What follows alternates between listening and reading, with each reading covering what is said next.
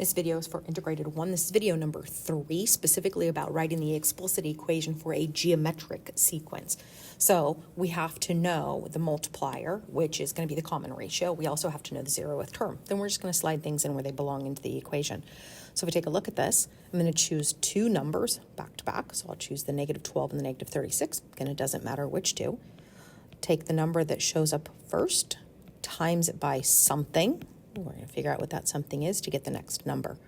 Let's divide by negative 12. When we do that, we are going to get 3. Okay, that's part of the stuff that we're going to need. Now, referring back to the video we just did a moment ago, we're going to take the first term and we're going to go backwards by dividing by the common ratio. So we're going to take negative 4 and we're going to divide it by 3. Now, you can leave that as a decimal, which is negative 1.333. It is repeating, but remember you can round or truncate at the third spot, or you can leave it as negative 4/3. So this is what your A value is going to be. Since most of the time we've been doing decimals, I think I'm going to go ahead and stick with that, but I will write it with both. So T of n, we take the 0th term first. So if you use the decimal, that's what would go first. Then the common ratio comes second, and then the n for the exponent. Or you can rewrite it using the fraction. So that's going to be negative 4/3, 3 to the nth power. Either of those will be correct for this problem.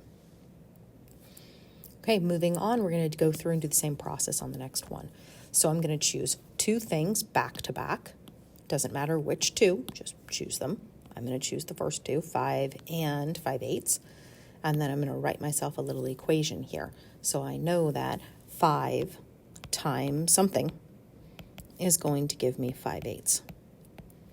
Now, I'm going to rewrite this so it actually looks like a fraction is equal to fraction, because this tells me to cross multiply. So I'm going to do 5b times 8, which is 40b, and then 5 times 1, which is 5. I'm going to divide by 40. Now, you can leave b as 5/40. That's totally acceptable. You can also simplify this as 1/8, or you can actually write it as the decimal as well, which is 0.125. Any of those are going to be correct. Okay, now we need to go backwards. So starting at the 5, we're going to divide by the ratio. I think most people would probably use the decimals. Let's do 0.125. So we're going to do 5 divided by 0.125. When we type that in, we are going to get 40.